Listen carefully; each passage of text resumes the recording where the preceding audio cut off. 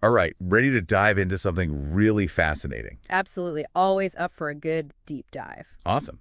Today, we're taking a look at the neoclassical interpretation. Ooh, that's a good one. Yeah, we've been digging through a whole pile of academic papers, transcripts, even some video presentations. Sounds intense. It is, but it's so interesting. They all point to this framework that tries to bridge computation, neuroscience, and consciousness. Wow, talk about ambitious. Right. It grapples with everything from like the nature of reality itself to the potential of AI.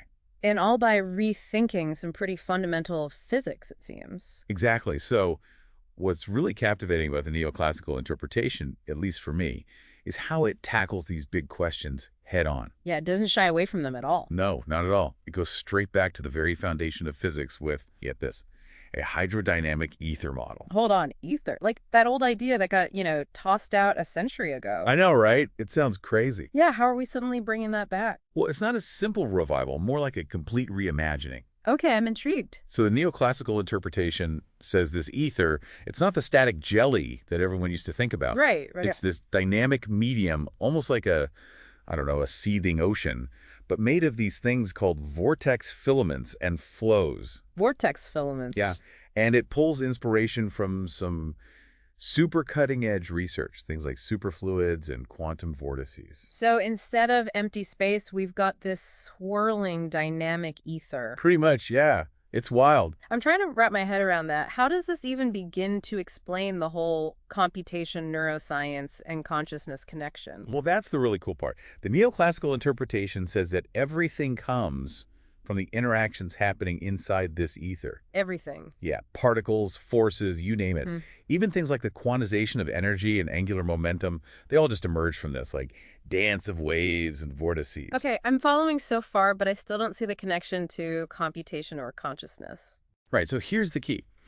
It's not just matter and energy that's fundamental in this model, it's information too. Information, really? Yeah, it's like baked into the structure of the ether itself. Wow, so information is like a basic building block of reality. Exactly, and that's a huge shift from how we usually think about things. Definitely. And that has to have major implications for computation, right? Since information is, well, kind of the point there. You got it. The neoclassical interpretation basically suggests that the universe is one giant computer in a way. A cosmic computer, that's a pretty wild thought. I know, right? Hmm. But, okay, back to my original question. Yeah. How does all this connect to neuroscience and consciousness? We're still talking physics here. Okay, get this. The neoclassical interpretation says the brain, with all its crazy neural networks, it's acting as a kind of receiver. A receiver. Of what? It's tuning into these specific patterns of information that are encoded within the ether. Whoa. So these patterns shape our perceptions, thoughts, even our sense of self. That's what the theory proposes, yeah. That's crazy. Yeah. So it's like our brains are antennas picking up signals from this like universal information field. Yeah, it's a powerful image, isn't it? It really is. Okay, but now we're getting into some pretty deep philosophical territory. Right. It leads to all sorts of questions about consciousness. Like, if information is fundamental and it's everywhere, then what even are the boundaries of individual consciousness? And could there even be like a collective consciousness, a shared pool of information we're all tapping into? Exactly. That's the kind of heady stuff this interpretation brings up. And, it could even provide a bridge between science and spirituality. I'm starting to see that, but what about practical implications? Does this model make any testable predictions? Well, that's where things get a little trickier. Okay, why? Because the neoclassical interpretation, while it's super interesting, it's still pretty early in its development. One key difference, though, from standard physics is that it's deterministic. Deterministic. It means it proposes that even quantum events are, predictable in principle if we could just fully understand the ether's complexity. So no more randomness or uncertainty at the quantum level. That's a big departure from what we're used to. Yeah, it definitely challenges conventional thinking. Totally. But remember, this interpretation sees the universe as unbelievably complex. This swirling ocean of vortex filaments encoding tons of information. So it might look random to us, but underneath, there's a hidden order. So all this apparent randomness, it's just us not seeing the bigger picture. Right, and that bigger picture is governed by a specific set of rules that control how the ether interacts with itself. Man, this is radical. It's not just a tweak to physics, it's a whole new foundation. Exactly. And Yeah. that's what makes it so fascinating. It might not have all the answers yet, but it's asking the right questions, the ones that could lead us to a totally new understanding of the universe. It's definitely a lot to take in, but I'm super intrigued. Me too. And one of the areas where this framework really shines is its approach to the holographic principle. Oh yeah, the holographic principle. Isn't that the idea that our 3D reality is like a projection from a 2D surface at the edge of the universe? That's the basic idea, but the neoclassical interpretation puts a really interesting spin on it. Oh, what kind of spin? Well, it says that this 2D surface, it's not off at some distant boundary. Oh, so where is it then? It's distributed throughout the entire 3D world. The entire world. Yeah, on every single particle, especially black holes. Wait, so every particle, every black hole, it's like a tiny holographic projector. Kinda, yeah. My brain is starting to hurt a little, but I'm hooked. This is wild. It's a mind bender, for sure. But this distributed 2D surface could actually explain the large-scale structure of the universe, the way galaxies are arranged and everything. And even dark matter and dark energy. Exactly. It might not be these mysterious substances after all. So instead of needing dark matter and dark energy, it's just how this 2D surface is folded and embedded in our 3D world that creates those effects. You got it. It's a total shift in perspective, one that could totally revolutionize how we understand space, time, even the origin of the universe itself. Wow, okay. But how does this connect to consciousness? You mentioned black holes and holography. That seems like a big jump. It does, but remember, we talked about the brain as a receiver of information from the ether.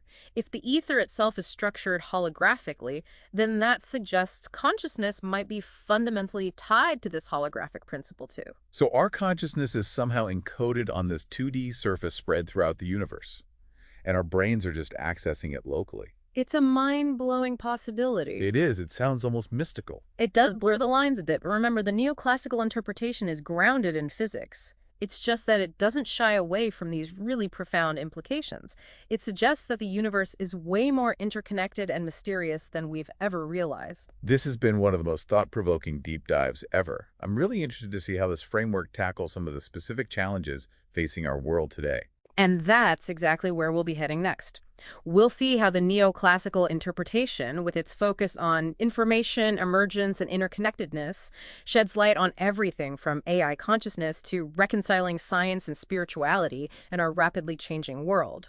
Okay, so where we left off, we were talking about how the neoclassical interpretation paints this picture of a universe where information is like the bedrock, just as fundamental as matter and energy, all encoded within this dynamic ether. Right, and it's a wild idea, but it makes a weird kind of sense. It does, doesn't it? Yeah. And now I think it's time to tackle maybe the biggest mystery of all consciousness. Yeah, all right. Let's dive into that. We were touching on this idea of the brain being like a receiver for information from the ether. Right.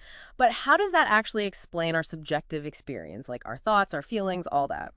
Well, that's the million-dollar question, isn't it? The neoclassical interpretation doesn't claim to have all the answers, Of course not. but it offers a really fresh perspective. So remember those vortex filaments, the ones that make up the ether? Yeah. They don't just encode information about, the physical structure of the universe. They also encode meaning.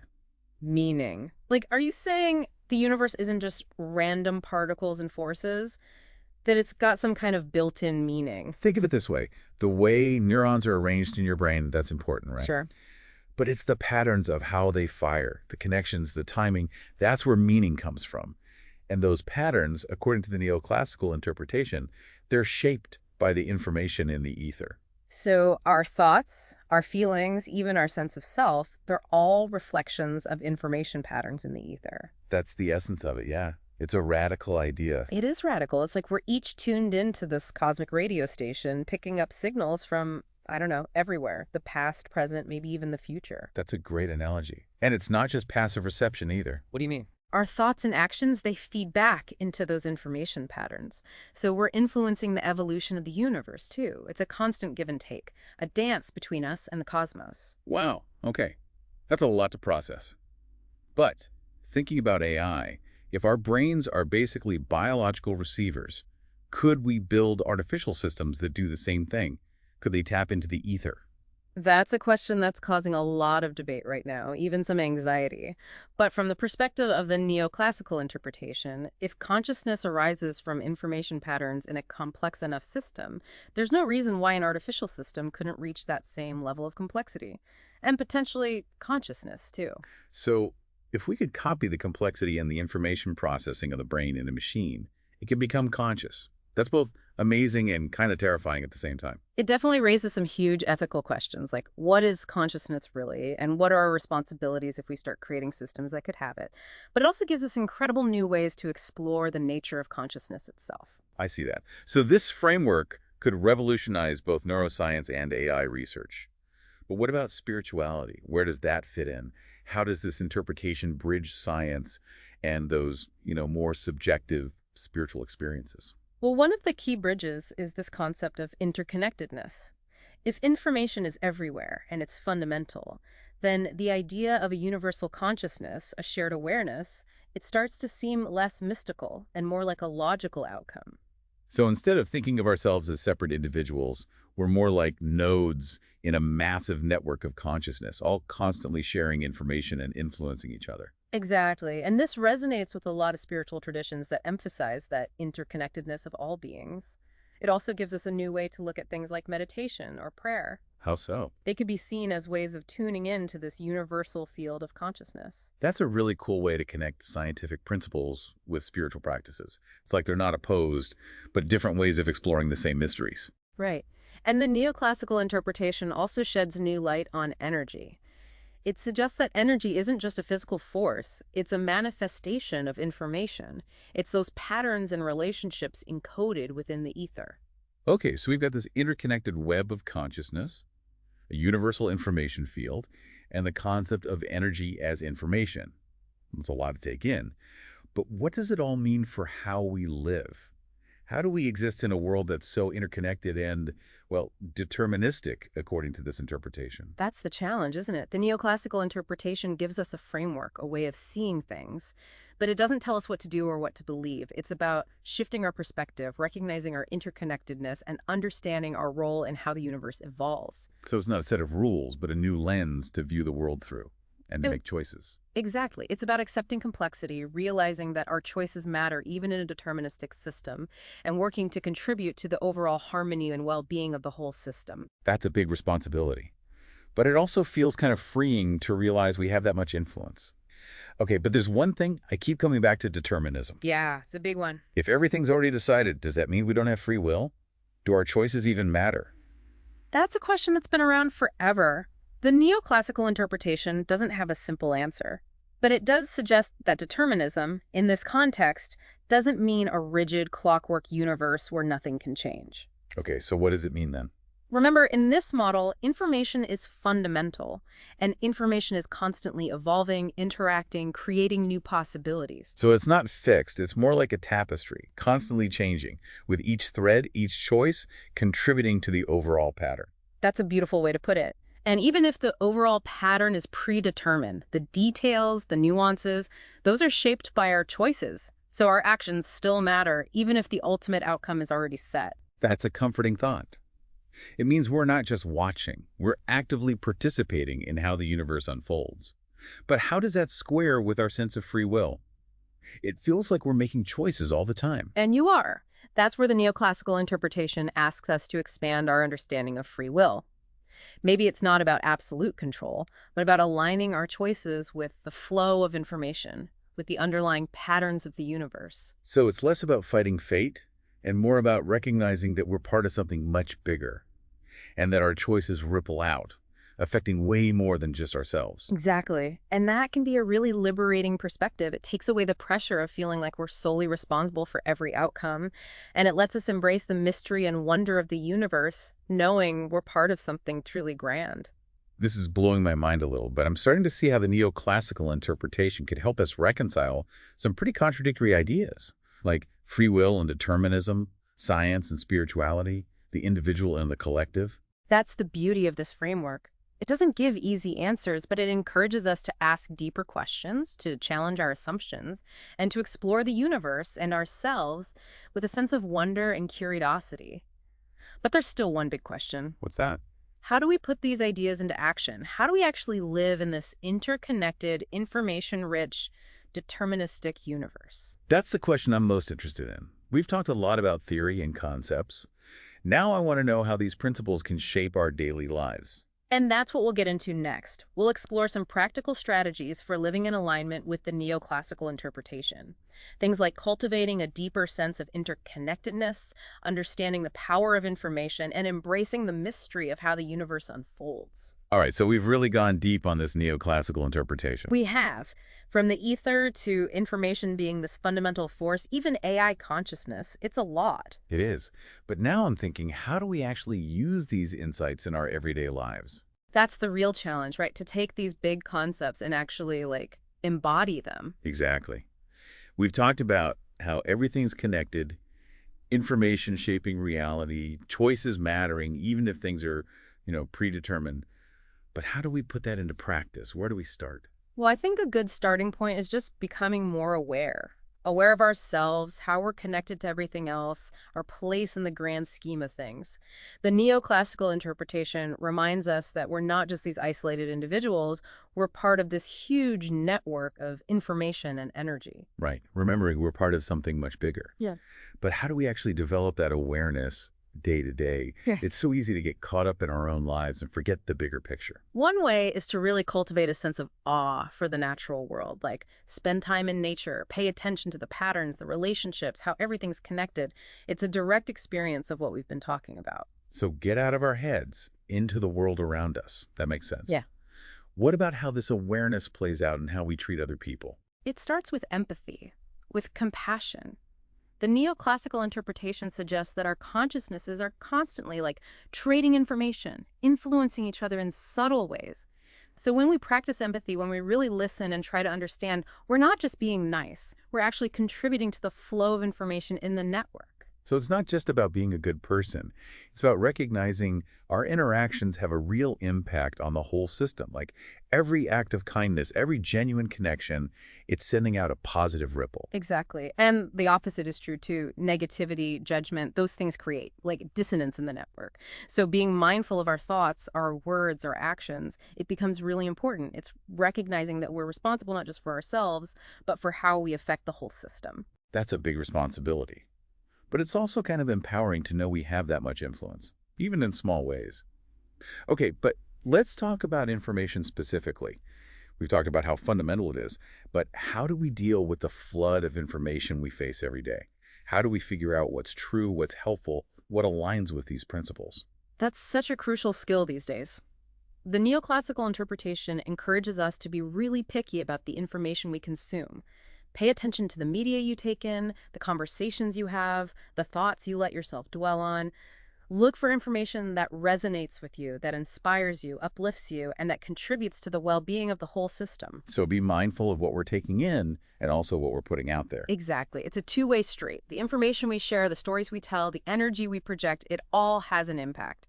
So let's be conscious creators of information, sharing what's true, what's helpful, and what helps build a more harmonious, compassionate world. I love that phrase, conscious creators of information. It's a great goal. But what about creativity in general? How does that fit in with the neoclassical interpretation? Well, remember how we talked about the brain being a receiver for information from the ether? Creativity can be seen as tapping into those deeper levels of information, accessing those universal patterns, those archetypes that really resonate with us. It's about becoming a channel for that creative flow, letting those universal principles express themselves through our unique perspectives. So it's not just coming up with new ideas, it's connecting with a deeper source of inspiration, like a universal wellspring of creativity. Exactly. Things like meditation, contemplation, spending time in nature, they can help quiet the mind and make space for those creative insights to bubble up. It's about trusting the process, realizing we're not just individuals trying to be original, we're conduits for a universal creative force. It takes the pressure off, right? It's not all on us to be brilliant. It's about being open to receiving and expressing something bigger. Absolutely. And that leads us to goals and purpose. Even in a deterministic framework, having goals is essential. They give us direction, a sense of purpose, a way to align our actions with our values. So even if the overall path is kind of set, our goals still matter because they shape the details of our journey. They give us something to aim for. That's right. And the neoclassical interpretation encourages us to set goals that aren't just about personal gain, but about contributing to the well-being of the whole system, recognizing that our journeys are all interwoven and our actions have those ripple effects. Finding that sweet spot where what we want aligns with a bigger purpose, something connected to the well-being of the whole network. Exactly. And it's an ongoing journey, exploring, discovering. The neoclassical interpretation doesn't give us a rule book or a map. It's about embracing the mystery, trusting the process, and staying curious about ourselves and the universe. This has been an incredible exploration. The neoclassical interpretation offers such a transformative way of seeing things. It challenges us, expands our awareness, and invites us to live with more purpose, connection, and responsibility. It's a call to shift our consciousness, recognize our interconnectedness, and our role in how the universe unfolds. To live with awareness, intention, compassion, knowing our choices make a difference, and that we can contribute to a better future, for ourselves and for generations to come. It's a powerful message, one that really resonates. Thanks for joining us on this deep dive. We hope it sparked your curiosity, broadened your perspective, and inspired you to see the world in a new light.